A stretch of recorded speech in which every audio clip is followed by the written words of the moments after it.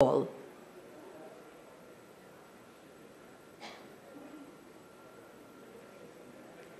May I request you to please come up to the dais, and we are ready to start. May I request everyone to please settle down.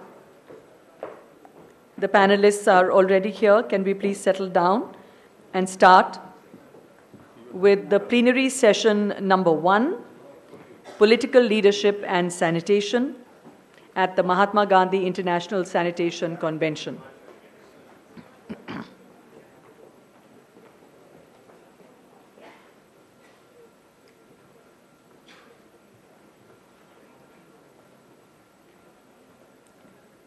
Once again, I'd like to welcome our honored panelists, Mr. Arun Jaitley, Minister of Finance, Sushri Uma Bharti, Minister of Drinking Water and Sanitation, and Mr. Kevin Rudd, former Prime Minister of Australia and Chair Sanitation and Water for All, for this Political Leadership and Sanitation session. Inspiring political leadership is essential to develop and sustain a sanitation program and make it a mass movement, a Jan Andolan, such as the Swachh Bharat Mission. The session will present stories of exceptional sanitation leadership from India as well as around the world. To take the session forward, I hand over to Sushri Uma Bharti ji, Minister of Drinking Water and Sanitation.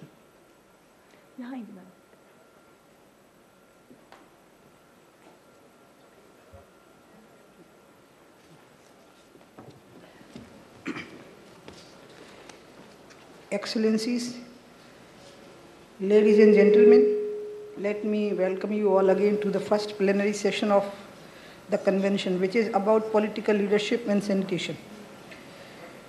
There is growing evidence that sanitation programs have been successful only when political leaders have led them. The success of Swachh Bharat Mission is directly attributable to the political leadership provided to the movement by the Honorable Prime Minister of India.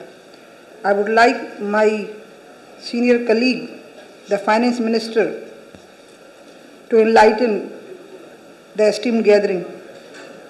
To hear more, I would like to invite my esteemed senior colleague, Arun Jaitley, Minister of Finance and Corporate Affairs. Friends, as Finance Minister, he has the difficult task of allocating resources among various important government programs and sectors, but he has ensured adequate resources to make this ambitious goal a reality. Let me take this opportunity to invite Mr. Jaitley.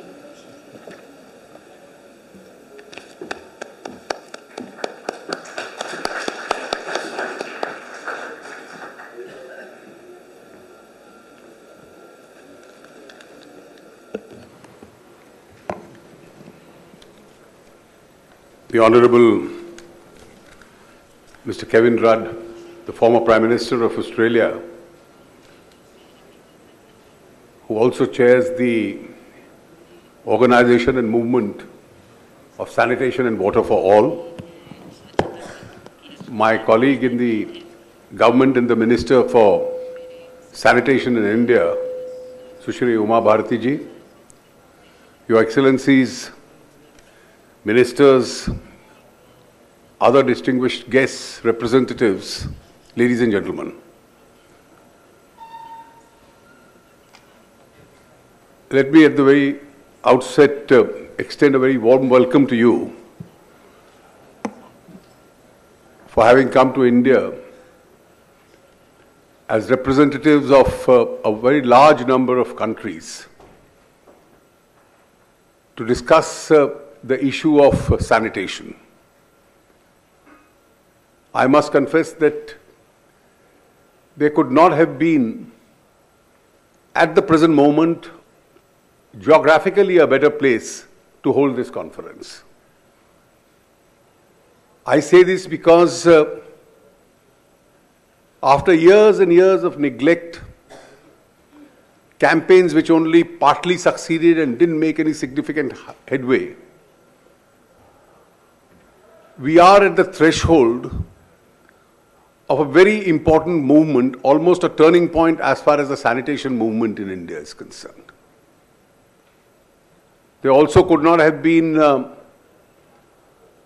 a better nomenclature than to associate this movement in India at this conference with probably the most legendary and the greatest son this country has ever produced, Mahatma Gandhi. Gandhiji himself advocated the cause of keeping the environment and the surroundings around you extremely clean. The idea came from him. But the idea came at a time when we didn't govern ourselves. It also came at a time when we did not have adequate resources to take care of this. And I see this, since the subject of this session is political leadership and sanitation, I do see how the idea evolved in India, and this challenge and problem being the same in several parts of the world that we represent, be it the least developed economies, be it the developing economies, middle income group countries, emerging economies, because all of them face the challenge of resources which are required to be invested in this. The challenge these countries have are almost common challenges. The economies at some stage in the evolution of these nations have been more informal than formal. The resource available with the state is not adequate. And there are commitments of every nation. Countries have to serve themselves, spend on their own administrative systems, spend on their own security, service their own debt, spend on certain other essentials which are required, such as education, healthcare, building infrastructure. And eventually, for the political leadership of these countries, in the absence of adequate resources, at times, the social sector expenditure takes a big hit. When are you able to bring this to the center stage and provide adequate resource for the same, and also bring the idea behind this into the center stage of political policy as far as the country is concerned? I think that is the important challenge the political leadership of each country faces. I can share with you, as my colleague has just now said, the Indian experience itself. We passed through a phase where a large part of our national resource for decades was being spent on government servicing itself, expenditure on its own salaries, its own pensions. Geographically, we are located in a zone where we required to have a lot of defense and security expenditure. And of course, in an age of deficit financing where resources are inadequate, we had to service our debts. What is left thereafter, the priorities had to be fixed. And conventionally, like in most other countries of the world, sanitation was one idea which didn't really get into the center stage, even though the idea had been born in India and campaigned very vigorously by Gandhiji. And suddenly it came a turning point. And that's an example of how political leadership can make a critical difference. On our Independence Day, the 15th of August 2014, the Prime Minister of India at any point of time addresses the whole nation from a fixed location in New Delhi. And the present Prime Minister spoke of this idea in terms of turning it into a campaign. The day that speech was delivered, India's rural sanitation extended to only 39%. The effect of this 39% was that the rest 61% who didn't have this facility available led a very difficult and a challenging life. It was most difficult for women living in rural areas. They would go into the fields, and the appropriate time that they found to go into the fields was either before sunrise or after sunset. So besides being unhygienic, unhealthy, it was physically a great challenge for them to lead a life in the absence of adequate rural sanitation. Our economy was at a turning point. By this time, we had already become the fastest growing economy in the world, and therefore the adequacy of resources itself was bound to increase because of our high growth rate. Additionally, we took several steps to formalize the Indian economy. A lot of it is still informal, but with greater formalization through the economic measures we took, we suddenly found that the resource kitty in the pocket of the government started moving up. This enraged governments at both levels. The central government has also asked regional governments.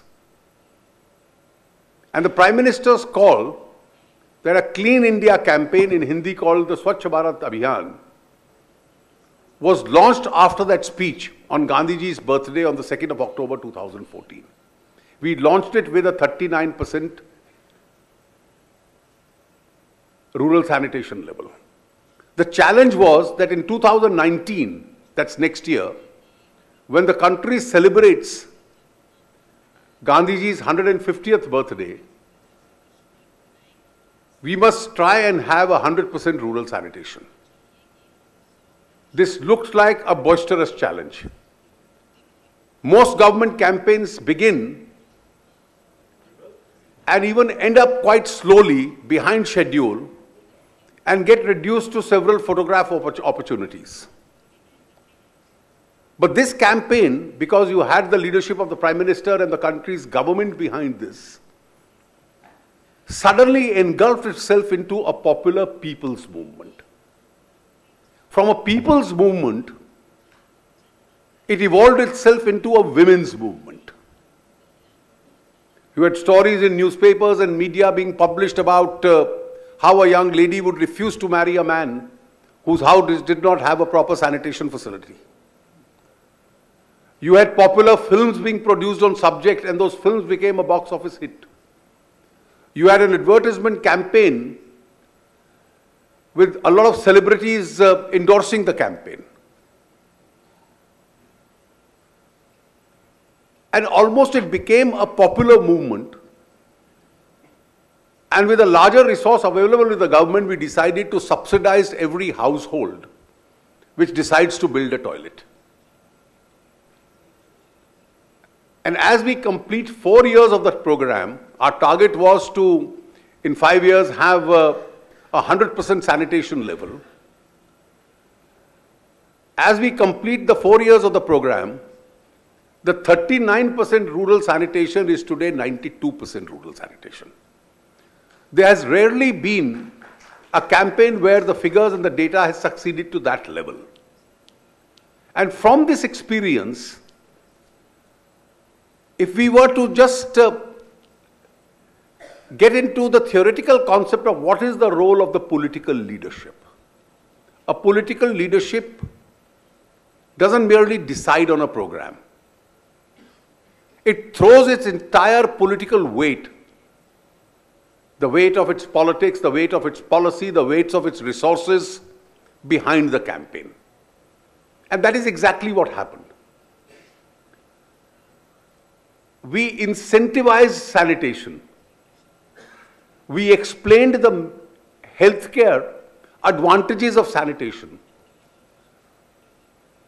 The campaigns itself explained how every household would end up saving money on healthcare and absence of disease if this campaign itself became a success.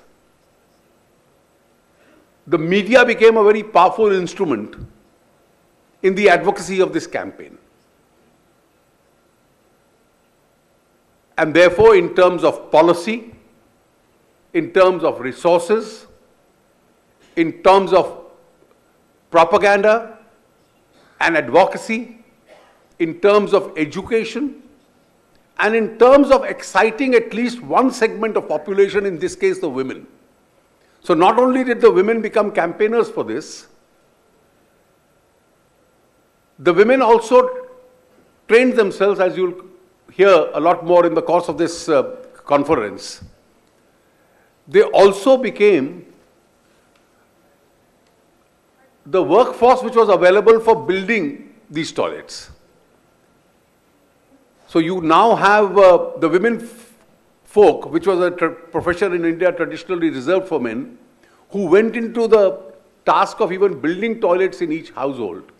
And I think what was the most important, and that's the last point I wish to flag off before I conclude. Many pessimists and cynics raised a question, but will you be able to impact a behavioral change in the people? Through generations, they have been used to a different kind of an activity. They go into the open fields. Can you effect a behavioral change in these people? And within a period of 4 years, with the campaign of the political leadership, the force of political leadership, the force of policy behind them, the resources, the incentives, the propaganda, and the disadvantages of not having rural sanitation, the disincentives in not having it, I think succeeded in persuading people to make the first effort. And by contagion itself, the behavioral change was witnessed amongst people. And I think eventually, once this program ends next year, for decades there would be case studies of how a 39% sanitation connectivity almost became a 100% sanitation connectivity in a short period of 5 years, with all the enabling factors that I have mentioned. Thank you. Thank you very much.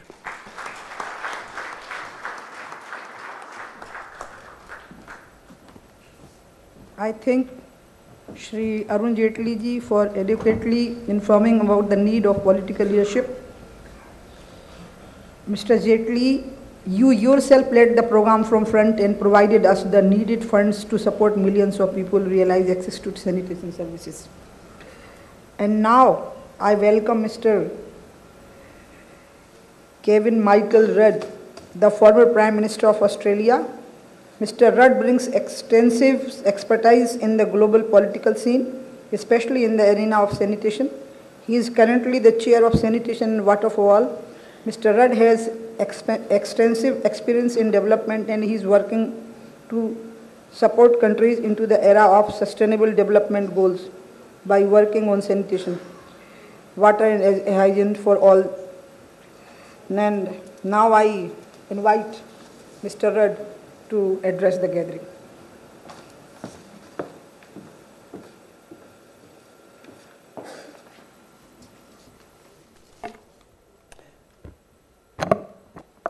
Thank you very much, Minister Bhartiya. Arun Jaitley, my friend and colleague and an extraordinary leader in India. And it's good to see you here today. And other distinguished guests and ministers from around the world. I think all of us are here from around the world for one core reason. If we are concerned about lifting the world's population out of poverty, we cannot do that in the absence of solving the world's problem on safe drinking water and sanitation for all. It is the fundamental precondition. Others are important. This is essential. I've come here to Delhi today for a number of reasons. The first is I'm a great admirer of the Mahatma. Those of us who see ourselves as global citizens see him as so much a symbol of what we hope for. For our international guests here today, it may be worth reflecting for just a moment on what Mahatma Gandhi has had to say about sanitation over the years. We know him as this father of India's independence, We know him as the global author of non-violent political resistance. But the passion which he had for sanitation and cleanliness and hygiene in India's rural villages is right up there as well. Gandhi said, "Sanitation is more important than political independence." Imagine writing that in 1947. Gandhi also said, reflecting upon his observations of the river Ganges in 1919, he wrote in Young India, the English weekly which he edited at the time, "I had gone there to the Ganges full of hope and reverence, but while I realized the grandeur of holy Ganga and the holier Himalayas, I saw little to inspire me in what man was doing to this holy place. To my great grief," he said, "I discovered in sanitation, both moral and physical, there is a defilement of the mighty stream, the river Ganges, even in the name of religion," he wrote.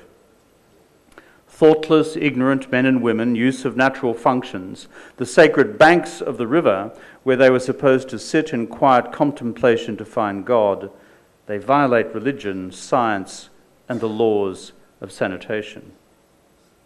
Even in May of 25, in an edition of Navajivan, a weekly newspaper that Gandhi edited from 1919 on, he wrote about the importance of keeping lavatories clean. He wrote, "The cause of many of our diseases is the condition of our lavatories and our bad habit of disposing of excreta anywhere and everywhere. I therefore believe the absolute necessity of a clean place for answering the call of nature and clean articles for use at the time." And then in 1937, Gandhi received a letter from a villager living in Birbhum, a district in India's eastern state of West Bengal. The letter writer asked Gandhi how he perceived an ideal village and what problems he thought plagued the villages of India. Gandhi's response in the 1937 edition of Harijan, another weekly publication he had begun editing, was, and I quote him, "An ideal village will be so constructed as to lend itself to perfect sanitation. The very first problem the village worker will solve is its sanitation," unquote. We're here to discuss political leadership. I find Gandhi's leadership on these questions quite remarkable, unique. There he is, with the great challenges of the time, getting rid of the British and cleaning up India, both noble causes, and doing it at the same time. Quite remarkable. Mahatma Gandhi, for all of us, is seen as a great Indian nationalist, but as His Excellency the President of India reminded us this morning, he is also seen as an internationalist, a person for whom the world was also a part of his conscience.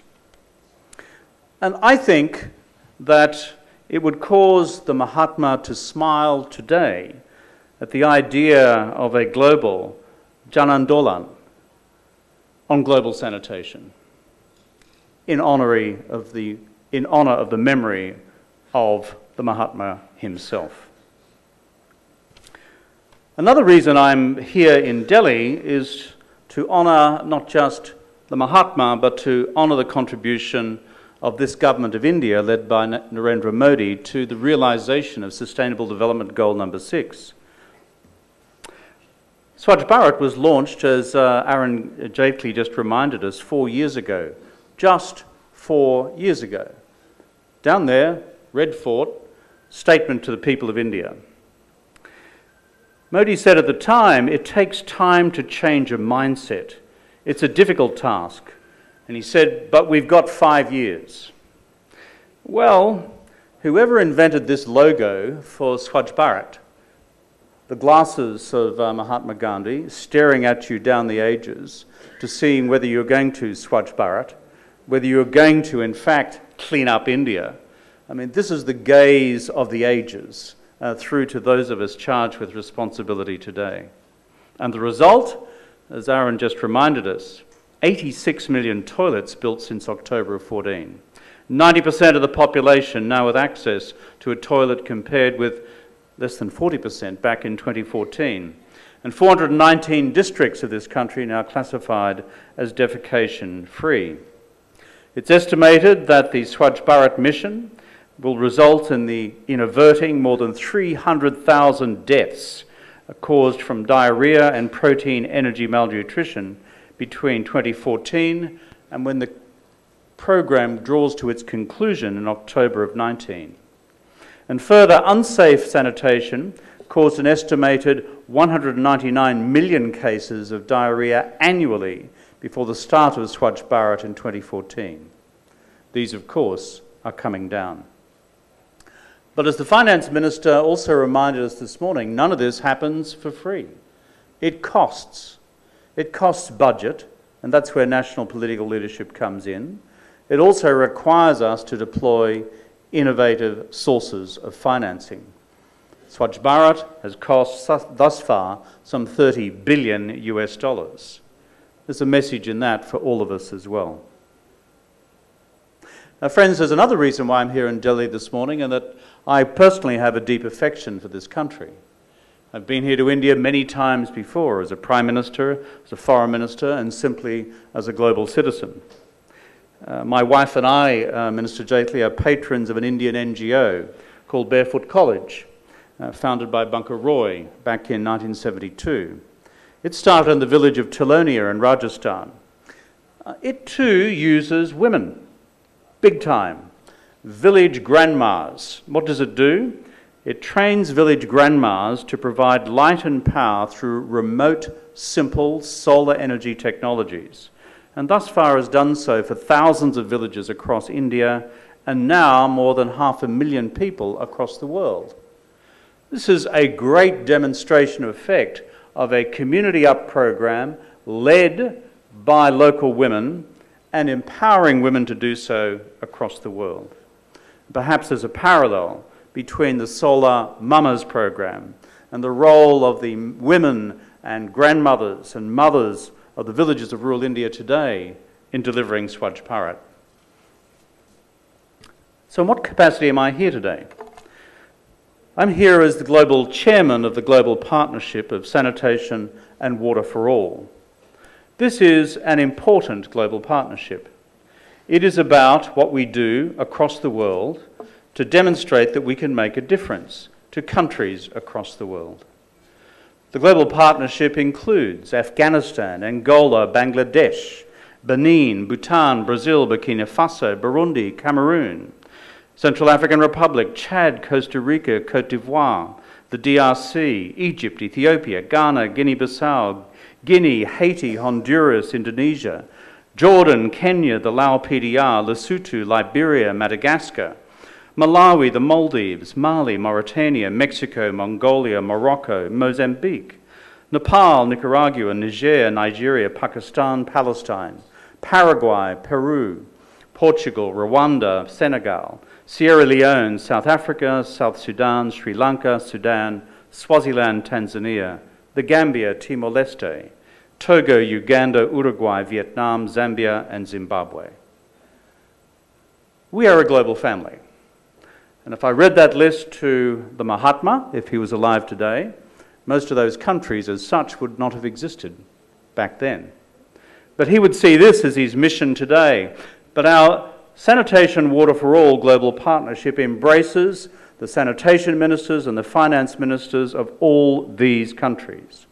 And we're supported by great development partners in the African Development Bank, the Inter-American Development Bank, the Asian Development Bank, the World Bank, the Gates Foundation, and others, and more than 100 civil society partners around the world as well.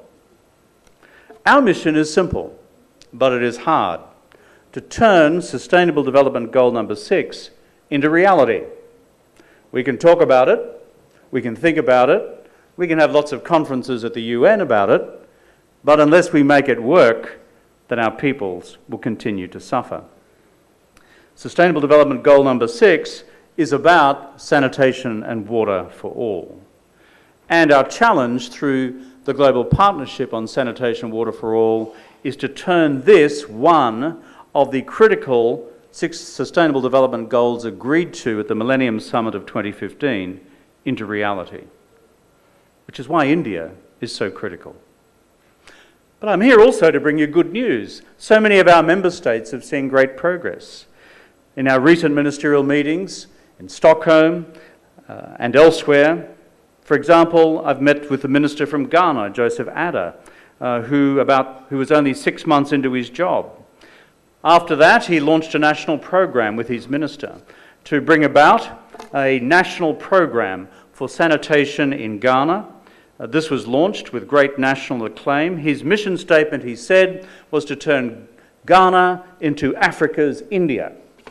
So, you guys here in India are having an effect around the world. People are watching closely what you are doing. But it's not just in Ghana. In Afghanistan, we now have developed separate budget lines for sanitation after the Afghan finance minister participated in our SWA high-level meeting of finance ministers at the World Bank last year. And the budget line helps them identify the resources necessary to turn this into reality. They've also developed a citizens' charter that includes WASH. It's now a national priority program. We see the same in Burkina Faso. The ministers responsible for water, sanitation and hygiene and finance jointly creating a single national platform for centralising WASH processes and for providing innovative finance. The same also in Ethiopia, where we see the government under its One WASH program gathering momentum across the country. The One WASH program was revised back in 2012 to include it with the Ministry of Finance as a key player in the sector.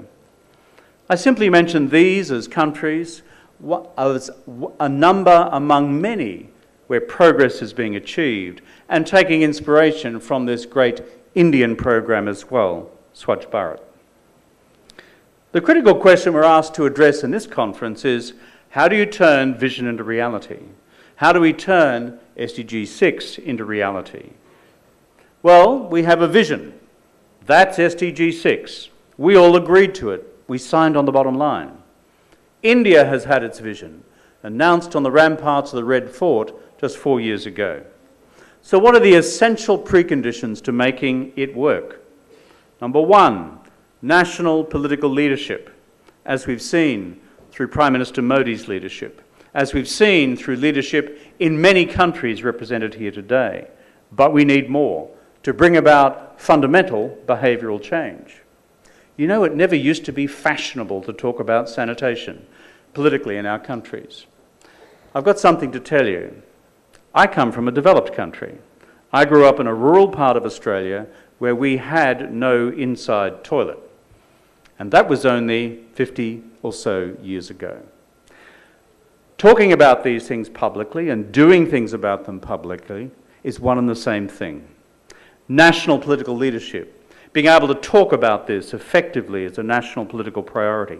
Number two, finance, finance, and finance. It's estimated that to bring about the implementation of SDG 6 will require an annual additional global expenditure of $114 billion per year. At present, we are expending in these key countries $35 billion each year. There is a gap to be made up through national priority, through national allocation, but also innovative sources of finance from the social, community and private sectors at a local level, a regional or state level, a national level, and at projects at scale and international level, because finance must be made sustainable so that these great investments can be kept over time, so they're not simply left as white elephants over time. Finance, finance, and finance. And then on top of this, we must also monitor our success to make sure that our vision through national political leadership, financed by public or private or community sources, is in fact being measured on the ground. Again, this theme was addressed effectively by His Excellency the President of India this morning. One final remark I would make today is the central importance of all the above to the future of women. Unless we deal with this, as Arun Jaitley has just reminded us so effectively, we are failing our sisters across the world, fundamentally and comprehensively. In so many different ways. On water alone, if we do not have access to clean drinking water, there are now nearly 300 million people, almost all women, carrying water for most of the day, one way or another, which means young girls are not going to school, or having gone to school have no opportunity to work because they're still acting as beasts of burden.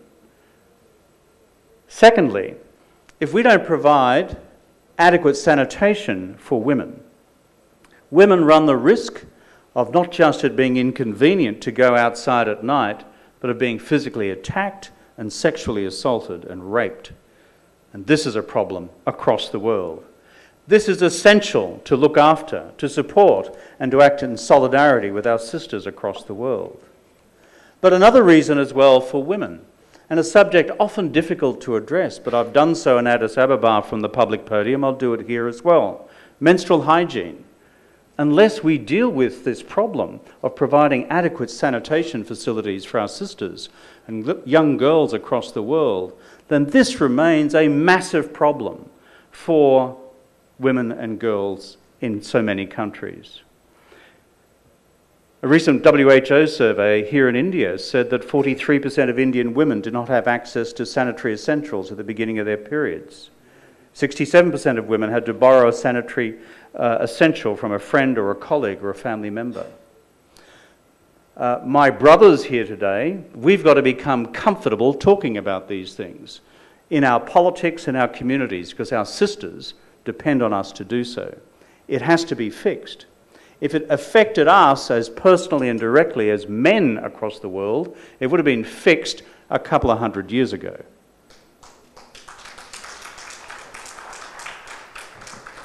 So my friends today, I conclude my remarks with this. We are here today to honour the great memory of Mahatma Gandhi. We're here today to honour the singular contribution of Narendra Modi. He actually has made this happen. Stood up, announced it, through Arun Jaitley funded it, and through this great organisation under Swachh Bharat has made it happen. And we're here today to resolve together to ensure that we can make a fundamental difference in implementing SDG number 6. On behalf of the Global Partnership on Sanitation Water for All, we will meet again in Costa Rica next year. We'll meet again also as sector ministers and separately later as finance ministers. My invitation, Aaron, through you and to the Indian government, is to join us as a full member of SWA. We need your leadership, we need your encouragement, we need your voice, and we need your membership. So on behalf of the international community here today, welcome on board India. You have done so much to help us through the visionary inspiration of this Swachh Bharat program. I thank you one and all.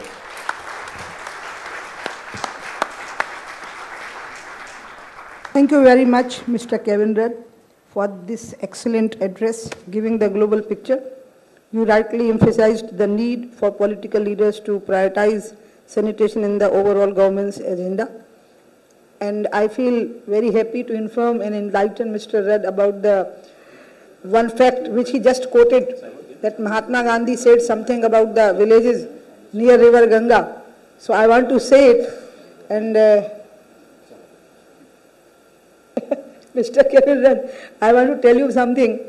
All the villages on the banks of river Ganga has been declared open defecation free 1 year ago.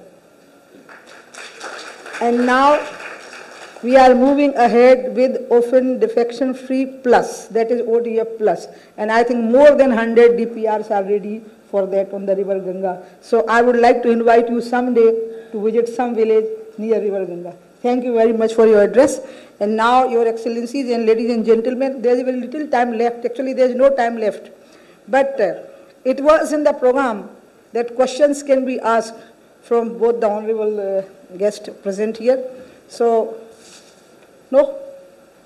2 questions? Two questions or 2 questions only?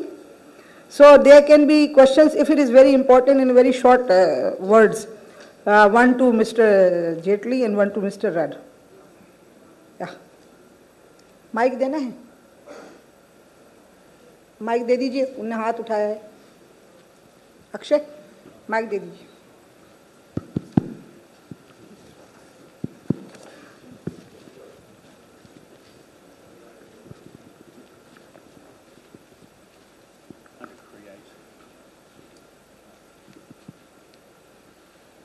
Thank you very much. First of all, I just want to thank the Indian government for the kind hospitality accorded to us during our visit here. And of course, offer my congratulations for making your vision into reality, as Mr. Rudd has said. I'm the Minister of Health for Malawi. I wanted just to appreciate the leadership with regard to this campaign. The Minister of Finance was able to explain how this was done in India. I just wanted to appreciate how, of course there's a bottom-up approach, but wanted to understand how this was done in a government-wide manner to ensure that it has ownership by all the other sector ministries of government. I also wanted to appreciate how this whole campaign was anchored. Was it around sanitation, for example, for health, for instance? Or was it more to do with the economic benefits of it? Just want to understand how this was anchored. And more importantly, by implementing a government-wide initiative, it obviously means that you are doing more with the resources that you have. So I just want to understand the prioritization and the architecture behind the entire campaign and for the success that you've achieved.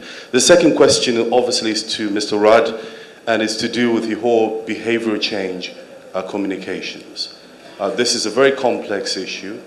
My understanding is that what may be applicable in other countries may not be applicable in others.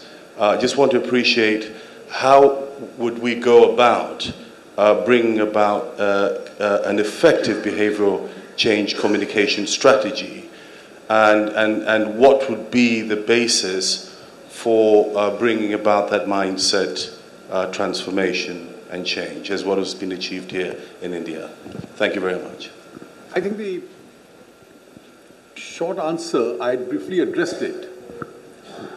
Since you had the weight of the leadership of the Prime Minister, the whole central government, every state government, and the decentralized administrative structure in India, which was involved then in the implementation. Funds were allocated, of course, in the budget. The construction of toilets in each rural home was incentivized.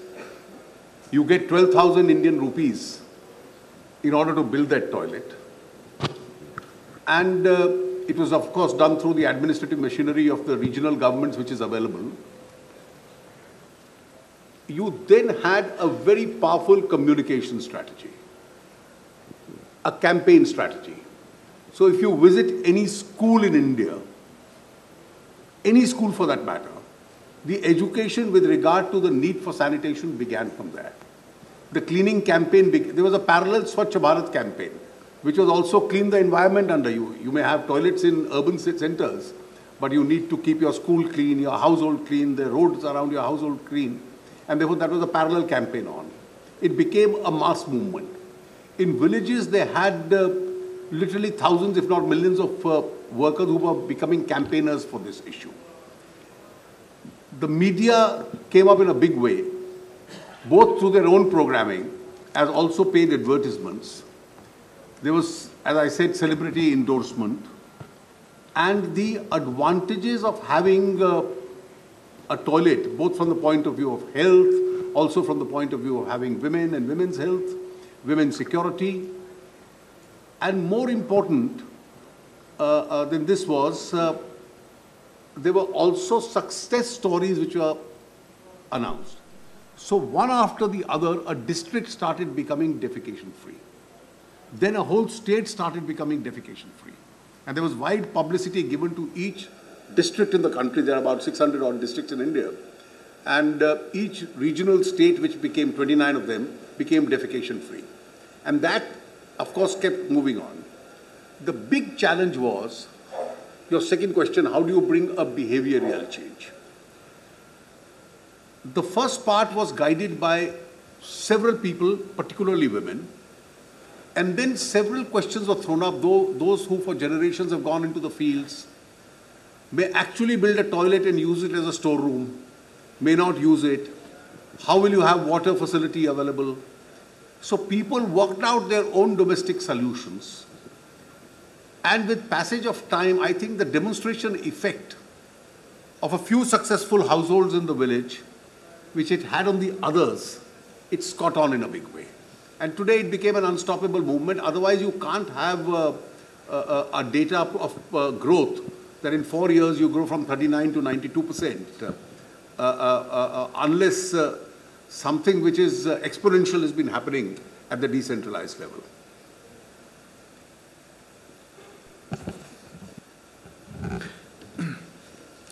I think the Minister has answered both your questions, my friend. The only thing I would add is simply this, that any mass communications program to bring about behavioural change, by definition, must be culture specific. That is, what works to a culture or multiple cultures, actually within an individual country. Secondly, it won't work in the absence of the national government or governments at other levels providing the physical funds and infrastructure for it to happen. But then thirdly, you need ground-up local champions. None of that happens spontaneously. It needs to be organised. But there comes a point where India's concept of a Jan Andolan, a people's movement, takes over. It's bringing it to that point of critical mass where, as a mass movement, it becomes self-sustaining and therefore produces sustainable behavioural change. I think because time was almost over, so now I will thank you everyone for your questions, and to you Mr. Jaitley and Mr. Rudd for answering them. Let me close by saying that sanitation needs to be prioritized and put firmly on the top of the development agenda. Leaders need to commit financing and rally stakeholders so that the difficult task of eliminating open defecation from the world could be achieved. Thank you very much. Thank you very much.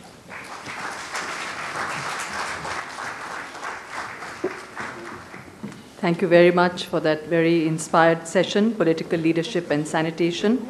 Thank you to all the panelists, Mr. Arun Jaitley, Sushri Uma Bharati, and Mr. Kevin Rudd, for holding this wonderful session.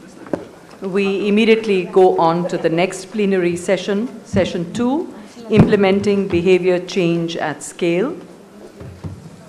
And the eminent panelists, Ms. Jennifer Sara, Director, Water Global Practice, World Bank, Mr. Parmeshwaran Iyer, Secretary, Ministry of Drinking Water and Sanitation, India, Mr. Roland Ravatomanga, Minister of Water, Sanitation and Hygiene from Madagascar, and Ms. Valerie Curtis, Professor, London School of Hygiene and Tropical Medicine, for plenary session 2, Implementing Behavior Change at Scale.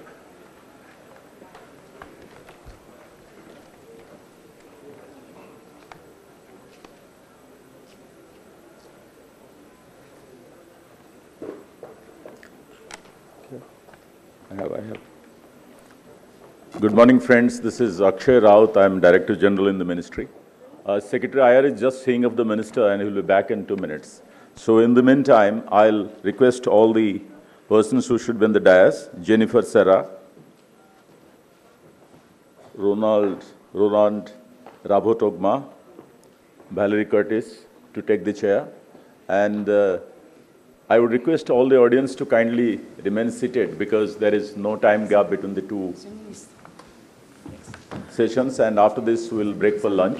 So we'll have a very healthy and reasonable break after this. So kindly remain seated. It's going to begin immediately soon. We have all three. Just Mr. Iyer will come in into a couple of minutes.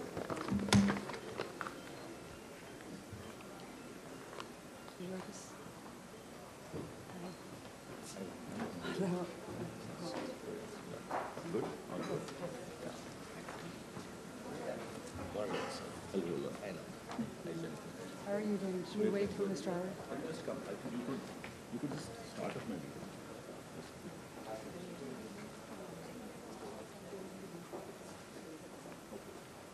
Do you have the announcement? Do you have a script for that?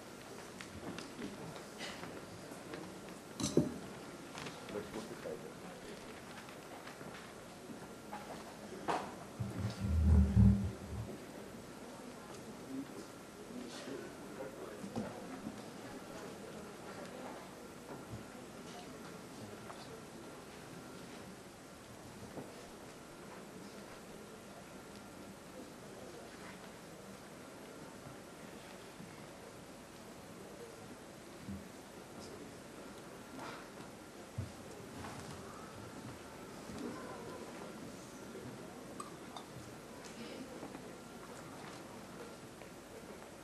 So one important logistics announcement, Honorable Ministers, Excellencies and friends, is that today we have the visit for the Gandhi Trail to Gujarat, which is lined up.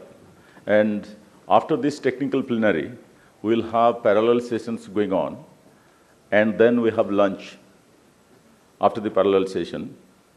And please, at 4:30, the buses will leave for the officials. The buses will leave at 4:30 for the airport. So I would request the officers who are accompanying honorable ministers to stand by for that and make sure that they board the buses outside at 4:30. We have a separate arrangement for honorable ministers, which can be after half an hour from there. That is at 5 o'clock. So, but by that time, to catch the flight on time, we have to leave this place. So honorable ministers we will escort you down and you would kindly be seated by 5 o'clock. This is just in terms of a logistics announcement, which may happen after a few hours from now. But before that, of course, we have the sessions and the parallel sessions and the lunch.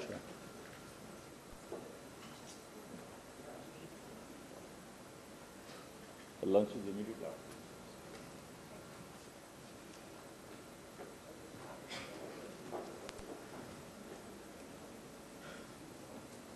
Quand est-ce que vous êtes arrivé?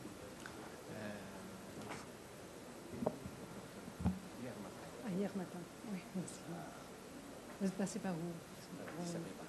À 10. Et ça fait longtemps que vous êtes ministre?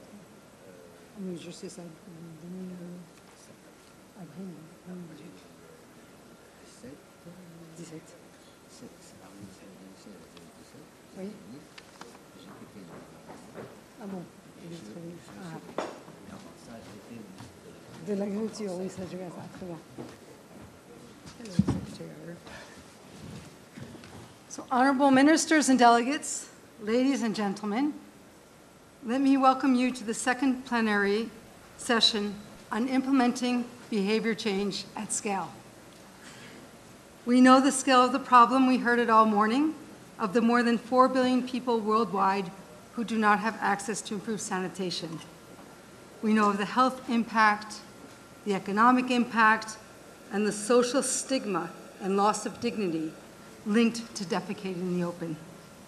We also know that if we are to achieve SDG 6.2, to which all governments in this room, all of us, have committed, we will need to focus on achieving lasting behavior change and not just on building latrines. I am deeply honored to be chairing such an illustrious panel of very knowledgeable speakers on the subject of behavior change. In fact, Secretary Iyer reminded me that we first met in a workshop in Colombo way long ago in 1994. And we were discussing at that time the sustainability challenges in rural water.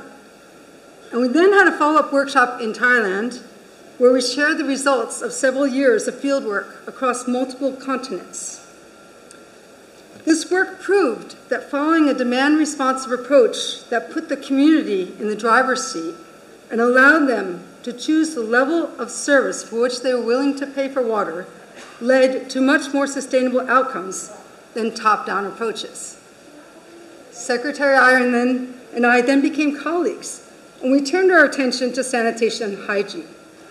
And our quest for new approaches led us to meeting Dr. Valerie Curtis in 1999, who told us in no uncertain terms that we'd gotten it all wrong, and that WASH programs throughout the world we're wasting millions and millions of dollars on ineffective, non-targeted hygiene campaigns that deliver top-down messages with little impact. Using scientific evidence, she proved to us that to break the oral fecal route of disease transmission, we needed to target only a small number of behaviors with well-targeted messages delivered to the right people at the right time. We have learned a lot over the past 20 years. We now know to have an impact, we need to change behaviors at all levels, at the individual, the household, the community, in government, and society as a whole. We know that to change behavior, we need to understand it, and we need to develop and deliver clear and repeated messages. We know that our supply response also has to be adaptive to household demand and community aspirations. We know all of this now thanks to so many experts in the room, but especially to the members of this panel who have devoted their professional lives to trying to solve these sticky sanitation challenges at the global level. So during the next few minutes, we'll hear a presentation from each of our panelists. And they will showcase lessons from India, answering some of the questions that were just asked from our representative from Malawi, a presentation from Madagascar, and global experiences. And then we will open it up to all of you to invite you questions and comments and suggestions on how we can all work together to deliver lasting behavior change at scale. So let me go ahead and introduce our first speaker. I'm absolutely delighted to introduce Secretary Paramayar of the Ministry of Drinking Water and Sanitation of the Government of India.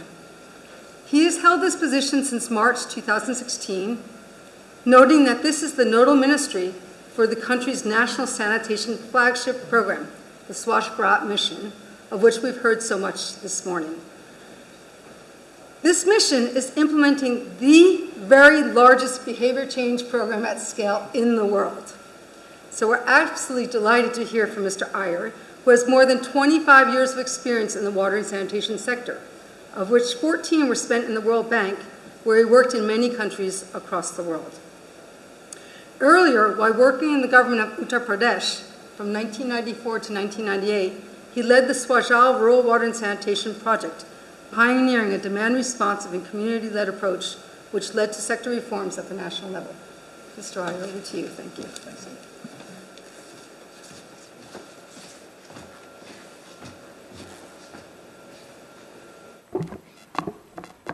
Thank you, Jennifer.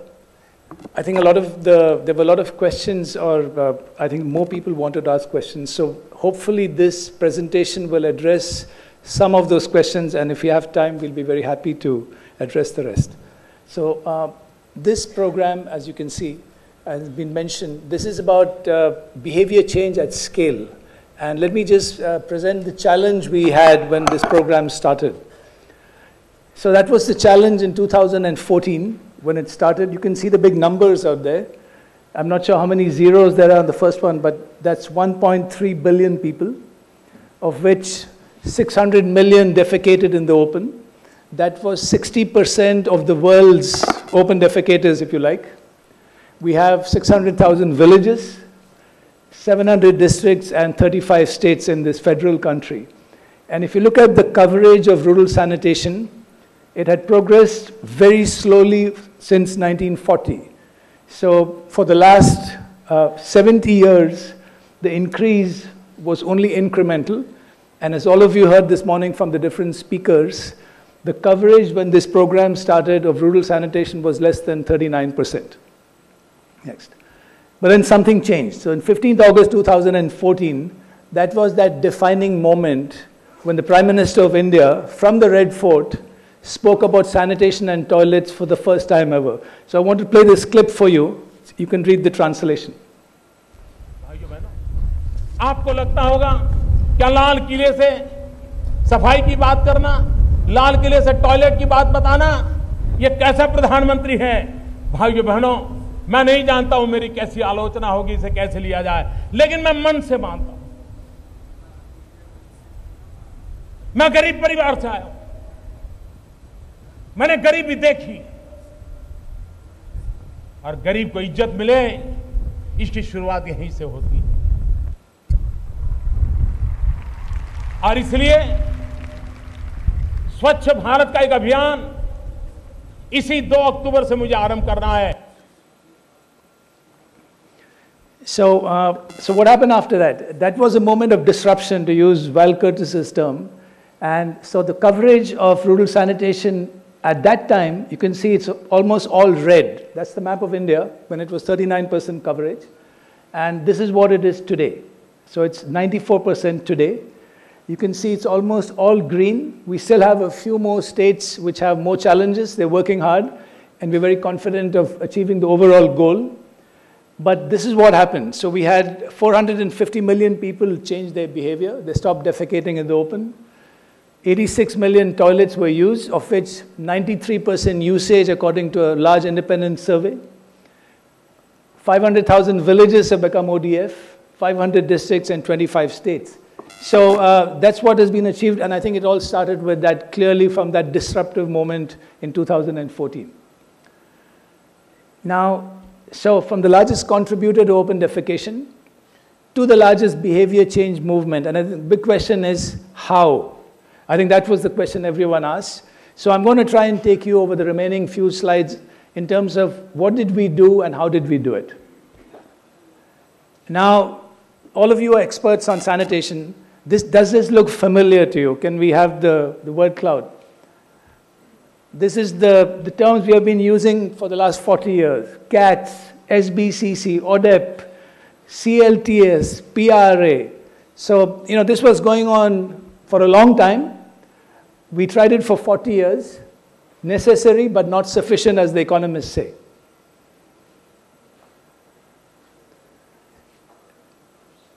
So what was not addressed before 2014, and I'm going to focus on that. How is this program different? Scale. How do you change the behavior of 600 million people? Speed. Building a sense of urgency and avoiding that drip approach which was happening before. The third S, stigmas. Changing the habits and beliefs held for generations. And finally, how do you sustain all this? Previous programs achieved something. There was a term known as slip back. Now, how do you make sure they don't slip back? So I'm going to talk about the 4 S's now. Let's talk of scale. So this is Team Swachh Bharat, and this slide, so there are 120 million school students referred to by the finance minister. There are ambassadors. So that's another scale element. 1 million masons, of which at least 100,000 are women. It empowers them, it gives them employment. 500,000 village motivators called Swachhagrahis in the honor of Mahatma Gandhi. 250,000 village leaders called Sarpanchas. This is giving an idea of the ground game. How is this thing happening? 700 district collectors. 400 young professionals. We were very fortunate that the Tata Trust gave us young professionals, 1 for each district, made a very big difference. Our brand ambassadors, which the finance minister spoke about, you've all heard of Amitabh Bachchan. He's our big brand ambassador. And finally, 1 communicator in chief. And the Prime Minister will put sanitation on the agenda in almost any meeting, any public rally he holds. So this gives you an idea of what do we mean by scale and how are we doing it. So this is, in a sense, the army, the Swachh Bharat army, and that's why we call it Team Swachh Bharat. Speed and the sunset clause. So many people will ask us, can you do it in 5 years? Is it target driven? And how do we know that people are using their toilets? We feel very confident that unless there was a sunset clause, 2nd October 2019, there wouldn't have been a sense of urgency. And you can see what we call the PM, CM, DM, VM formula. The Prime Minister gave the vision. The chief ministers in our federal system, they lead this program at the state or provincial level. This district magistrate manages all development programs in the district, and the village mukhya is the elected person in the village level. They handle the behavior change at the village level. So this cascading effect was really how this program was implemented. So first of all, the point we are trying to make is, it's not just about changing behavior at the household or community level. You have to change behavior at a leadership level. And that's how this thing happened. Quick wins, as was mentioned by the finance minister, there was a friendly competition. So one state is becoming ODF, a district is becoming ODF, another one is competing, we were honoring them at a national level. And then, I think this is the other important point, our experience was that you have to do wholesale and retail. You know, this was a big question. Should you leave it to the state governments to implement the program, or should we directly engage with districts as well? And we did both.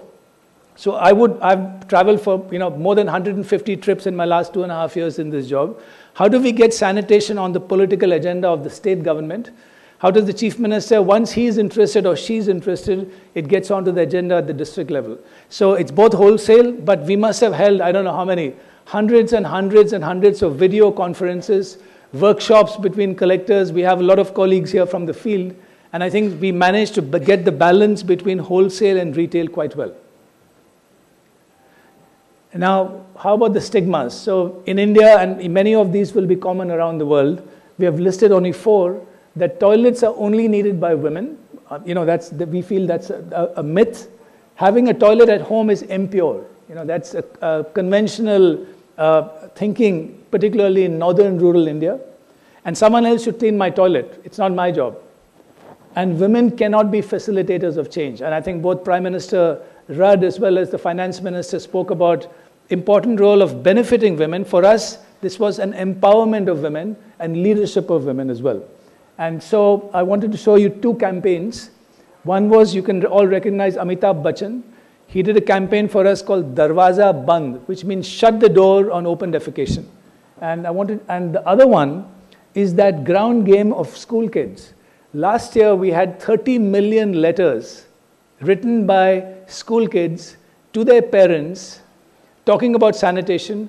And this was a particularly poignant letter written by this young girl called Tanu, who's writing to her father and saying, please provide a toilet at home.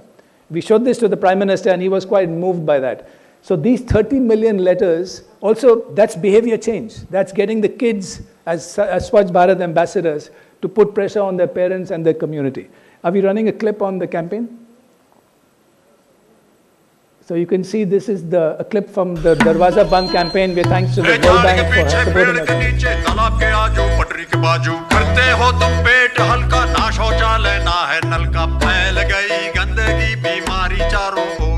अरे इसीलिए boss shut the door मतलब दरवाजा बंद करो दरवाजा बंद तो बीमारी बंद अरे खुले में जब शौच करोगे खुल के रोग फैलाओगे तो भाई बीमार पड़ोगे सब संग तो क्या करें दरवाजा बंद करो दरवाजा बंद तो बीमारी बंद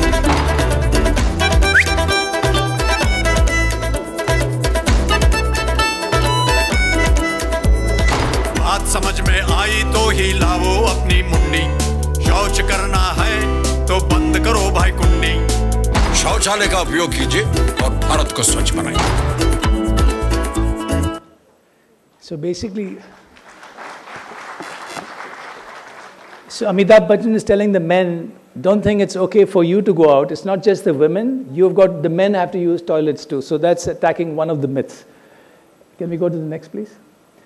So one thing we're really focusing on in this program to make it different from previous programs is sustaining the progress we have made. We call that ODF-S.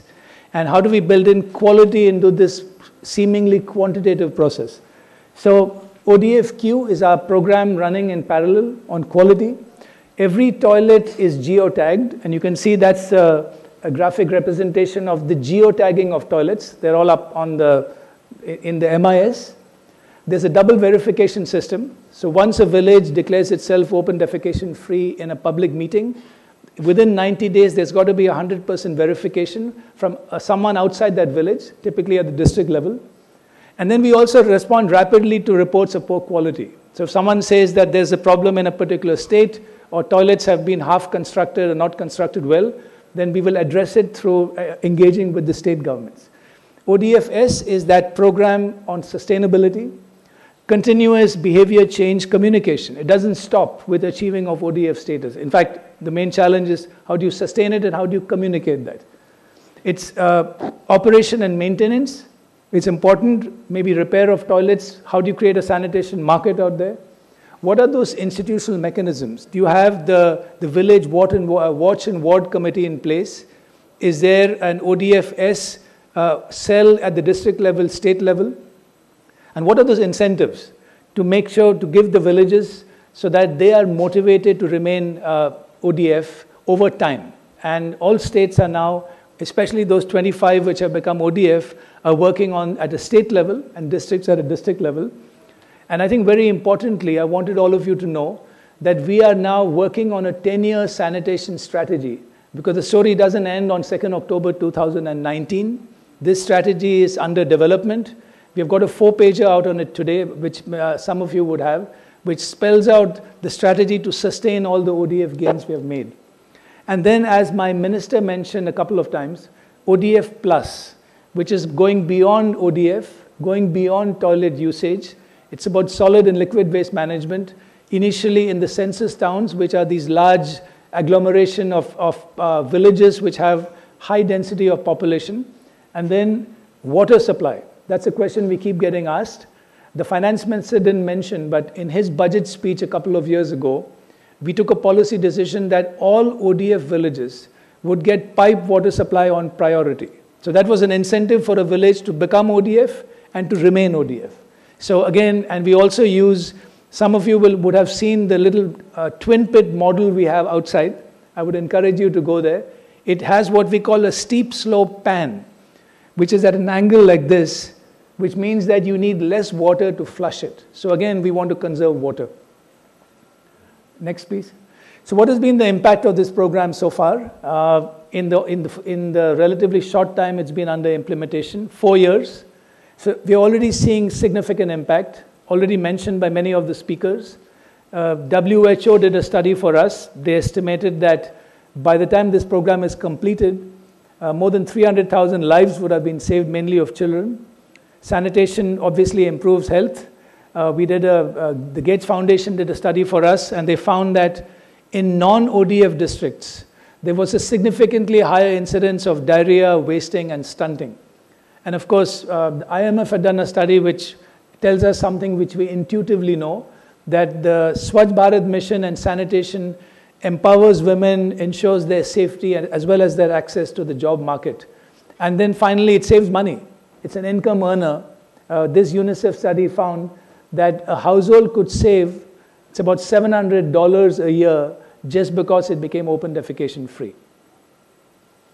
So what are the key lessons we have learned? And there are many we have learned, but I thought I would highlight 3 or 4 of them. Can we go to the first? The obvious one, we have been speaking about it all morning, but we kind of take it for granted now, but that's where it all began. Next. Funding. We had the finance minister here, and public funding is critical for this program because essentially you need to put your money where your mouth is. And in this program, rural alone is 20 billion. If you count urban, it's probably around 30 billion, which has been committed for this program. And it's a tough decision for the finance minister, but he understood the importance of this program and he gave us the money. Partnerships, the third P. Engage with development partners. We have been fortunate to have great development partners. They're all here today. But beyond that, NGOs, the private sector, we have the India Sanitation Coalition led by Naina Kidwai. They've been of great support. The media played a major role. And we get criticized quite often, but everyone is aware about Swachh Bharat in India. It's a program which everybody knows about. So partnerships, very important. And finally, perhaps the most important is people's participation. The Jan Andolan, which everyone spoke about, and it's not a government program, it's a Jan Andolan, it's focused on behavior change, and I thought I'd show you what we call the Concord slope. So you can see how the sanitation coverage has dramatically increased since 2014, from 39%, it's almost 95% today. So that's, I think these are the lessons we have learned, those are the results we have achieved. And I wanted to leave you on a final note. Can we go to the next slide, please? This is a campaign which we ran in the state of Bihar, 100 million people. So, like how the West was won, in a sense, this is how Bihar state was triggered in just 1 week. by 20,000 village motivators from all over India who all converged in that place, Champaran. That's where Gandhi led an agitation 100 years ago. And in just 1 week, they made a big difference in Bihar, which is now picking up a lot of momentum. So this video will just give you a flavor of that.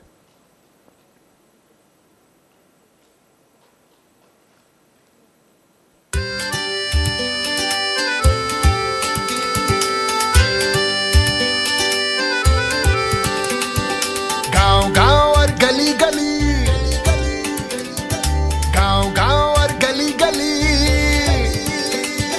गांव गांव और गली गली, नई हवा चली, नई हवा चली, नई हवा चली। हर दिल ने ठानी है, हर दिल ने ठानी है, सफाई गांव में लानी है। अब काम करेंगे बात नहीं, साफ नहीं तो माफ नहीं। अब काम करेंगे बात नहीं, साफ नहीं तो माफ नहीं। अब काम करेंगे बात नहीं, साफ नहीं तो माफ नहीं। काम करेंगे बात नहीं, साफ नहीं तो माफ नहीं। काम करेंगे बात नहीं, साफ नहीं तो माफ नहीं। Thank you. So thank you very much, Param. You make it look so easy. I want to add a fifth lesson, which is really the technical leadership and personal commitment of Param Iyer. I mean, without you, this would not have all happened. And your humility is impressive. If you go into Param's office now, you will see he has a big poster in his office, and he has days left and villages triggered. And his days left is until October 2nd, 2019, and every day he comes to work, and he knocks off a day, and he adds a few villages. So I think that is really recognizing your personal commitment. So thank you for that presentation. Our next speaker is Minister Roland Ravantomanga, who is the Minister for Water, Sanitation, and Hygiene in the government of Madagascar. He is a member of the Senate of Madagascar from the Bongolava district and is leading the sanitation program in the country. Having completed a degree in engineering from the University of Madrid, Mr. Ravantomanga spent the first part of his career in the private sector specializing in agriculture. He joined the Ministry of Agriculture in 2009 before becoming 2 years later the Minister of Agriculture. He then switched over and joined us and became the Minister of Water and Sanitation and Hygiene until April 2017 and then again since June 2018. So Minister, thank you very much. The Minister will deliver his presentation in French, so please, if you need the translation, please use your headphones. Thank you.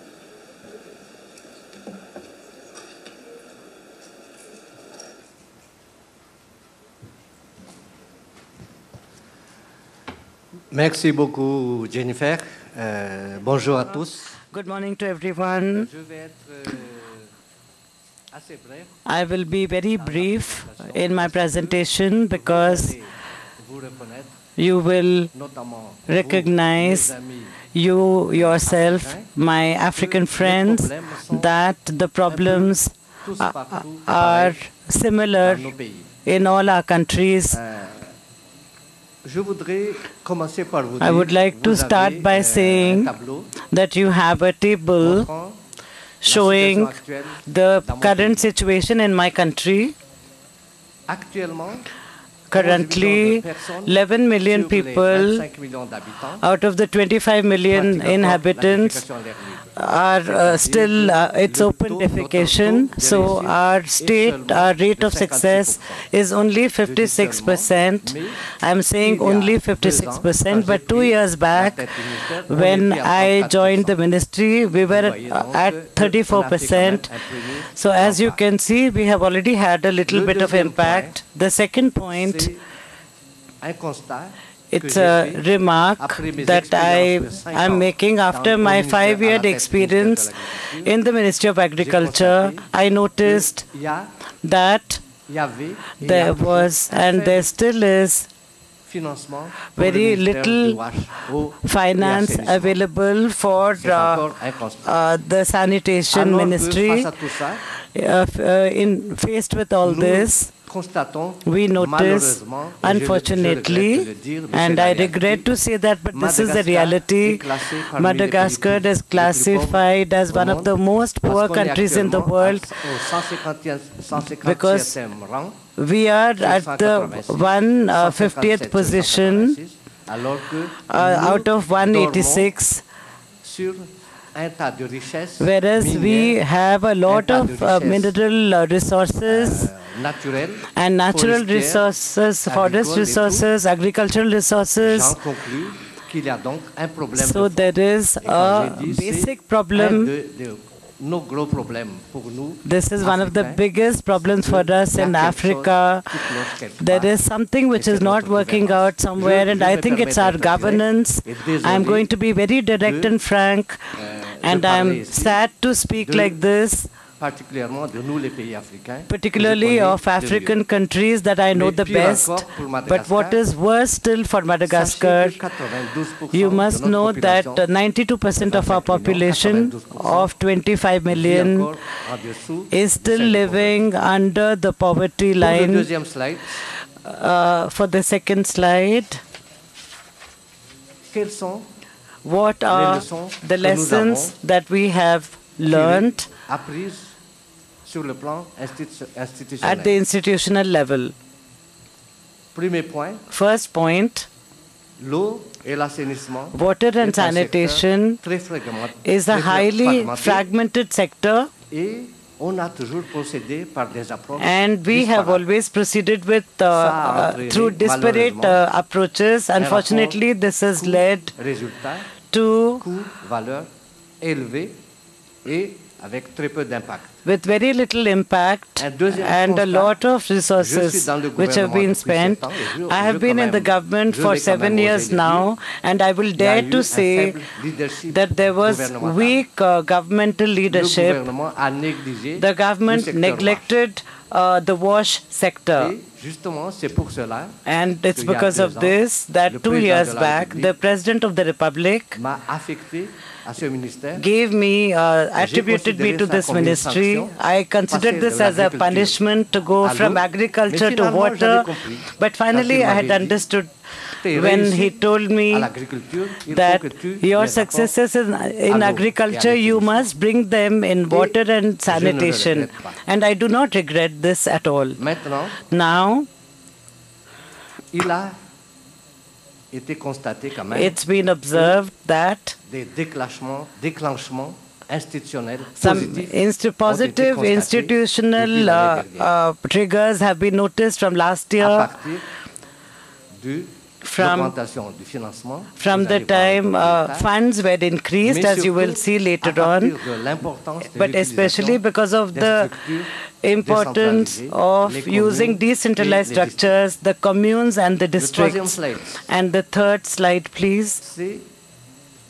What are the lessons that we learned at the community level, at the village level, or at the district level or the communal level? The first point is the theory of social norms we acquired after having followed up on the past lessons that we can, and we managed to effect a social change, especially in all the villages. A second point on which personally as a minister I had laughed loudly when we had offered me this method is to organize defecation fairs.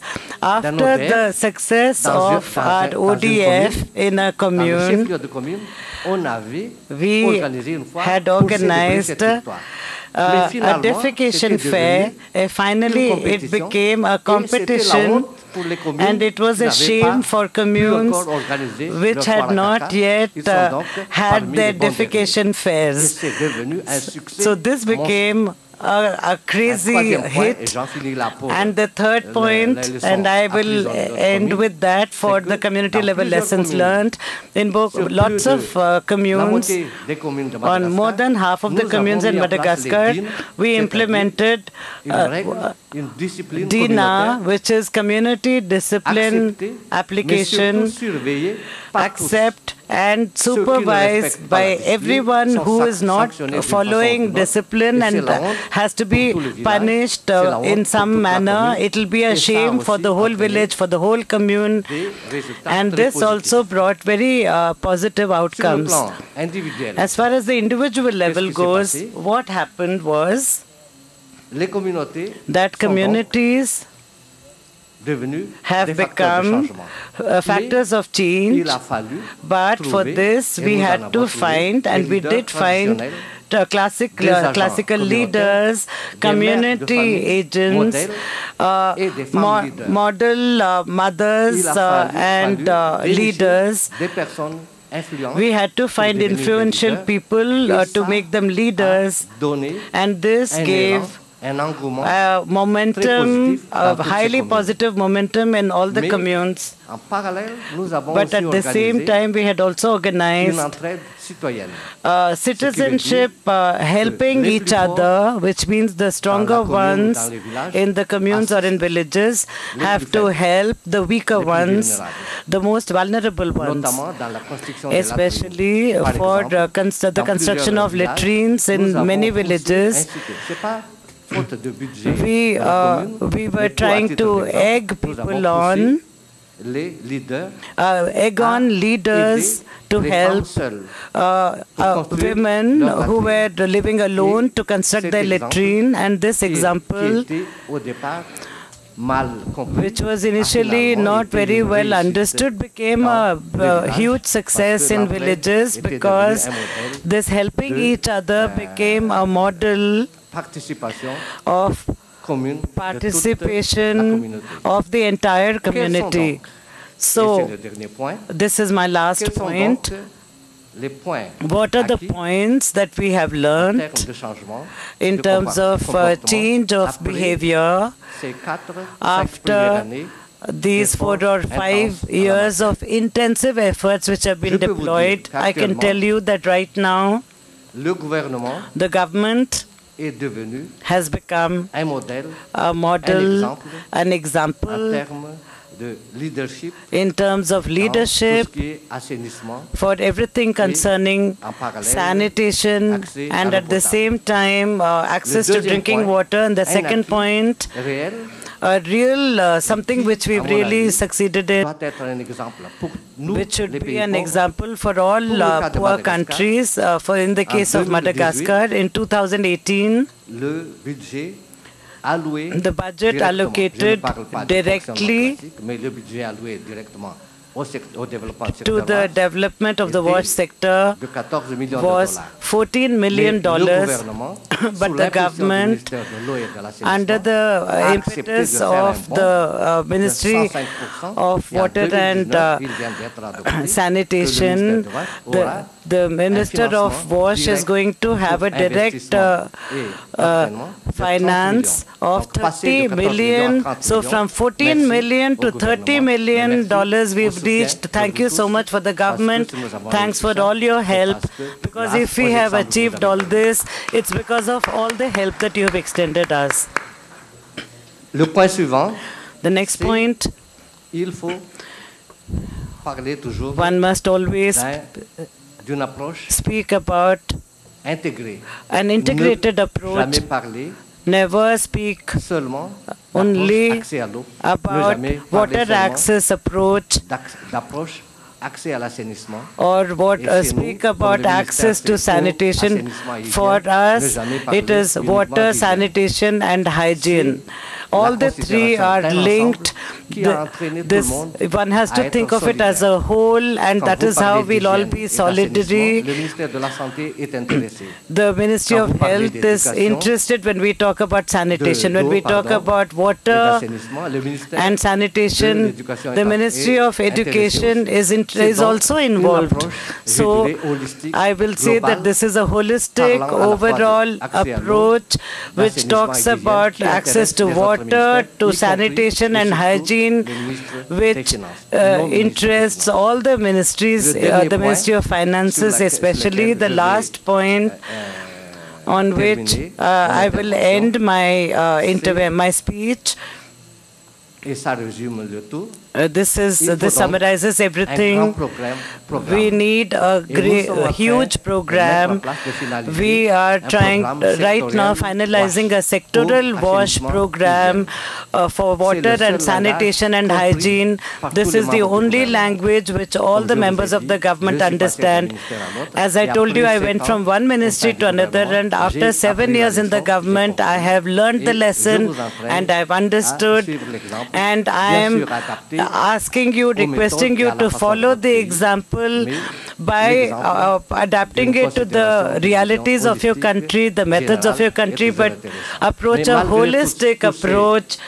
But in spite of all these successes, between brackets, we are aware that $30 million per year for WASH is okay for a country like Madagascar, but I do request all our friends, because a very simple study has shown us that we need to have at least $50 million per year for hard and soft investments in the WASH sector. Preferably, we should even get something like $70 million. But after the successes that we've seen during the last 2 years, mainly with the help of UNICEF and USAID and AFD, the French Agency for Development, because we are a former French colony, after these successes, I confirm you that we have already have the membership of JICA, of WHO, follow-up by the African Bank of Development and the World Bank. This is already not bad, but my solemn appeal to all my partners here, represented by all of you, we need your support. We have succeeded, but we still have a long way to go. Thank you very much for your help. And I think the minister also highlighted his own personal leadership, how important that was, the political leadership, leadership in the community, financing, and thank you for raising the topic of governance. Our last speaker is Professor Valerie Curtis, who is a professor of behavioral science at the London School of Hygiene and Tropical Medicine. She runs the WASH group at the school and is an expert in hand washing and sanitation. She helped found Global Hand Washing Day and the Toilet Board Coalition, and is a pioneer of the science of disgust. Dr. Curtis has a background in engineering, epidemiology, and anthropology, and has a particular interest in human behavior. Valerie, over to you. Thank you, Jennifer. Merci, le ministre. Thank you, Param. Thank you, everybody. Today, for me, is a dream come true. In the year 2000, we all met together at the Millennium Development Summit, and we started talking about shit. And everyone said, no, no, no, no, no, you can't talk about shit. We've seen a massive behavior change. The minister from Madagascar talks about les foires de caca. This is what I just got as my birthday present from Jennifer. An emoticon. I don't know if the camera can show this. A little emoticon of poop. There's been a behavior change around the world. Who hasn't seen this emoticon somewhere? We're all talking about shit. If we weren't talking about shit, we couldn't be changing the shit situation of the world. Now there's some science behind this, and let me try and summarize very briefly how these behavior changes take place. There's three principles in behavior change. The first one is surprise. I think it was Albert Einstein who said that the definition of madness is to do the same thing again and again and expect a new result. Now, of course, we always have to do something new and fresh and different. We have to refresh our approaches constantly, otherwise nobody will pay any attention to us, nobody will learn anything, and nothing will change. Probably the most important lesson from behavioral science is the decision makers inside us are our emotions. They're the things we care about, the things we desire. And our job is to make toilets desirable, to make behavior change something everybody wakes up in the morning and wants to do. That's not about logic. It's not about saying you might get sick if you don't use the toilet. Nah. It's about wanting a beautiful toilet. And the final emoticon seems to be the theory, my theme for today. I couldn't find an emoticon for behaving. Performance. We all need to, if we're going to change behavior, it has to be made easy. We have to be able to do it. So three things: surprise, revaluation, and performance. Now let's say I wanted to change the behavior of you guys in the room here. What behavior shall I try and change?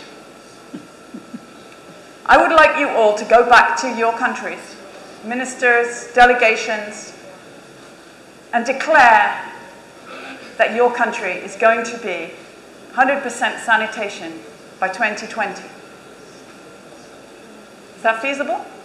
Can you do it? India can do it, maybe you can do it. Now, my job is to change your behavior so you do that. First of all, I have to surprise you. So I hope I've surprised you a bit by talking about shit. I have to make you care. You have to want to do that. You have to see that you will get benefits as ministers, as delegations, as senior politicians. If you do that, you can gain, so that you will care about doing it. And I have to help make it easy for you. So I have to help share lessons with you. Now, you've heard a lot of lessons already, but I'm just going to try and give you a summary of what we've been learning. So there's three levels of behavior change that are necessary. Mostly when we've talked about behavior change before, we've talked about mass behavior change. We've talked about all the techniques of behavior change communication.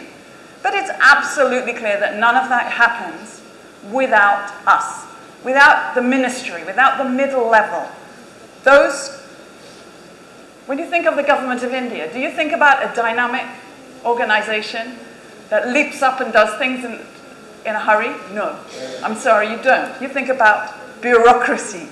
You think about your administrator who says, no, you haven't got a contract, you can't do it.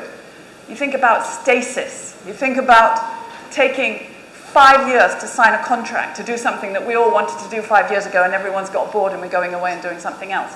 That is how governments and how our development partners tend to work. If we're going to change the behavior of our masses, we need to change our behavior, this middle level. We need to be able to spring into action with these urgent goals that Param talked about and get moving. And then the third level of behavior change is what I'm talking about. It's us here in this room, the policy making. We need to change. We need to be different as well. So let's talk a little bit about what we've learned in India.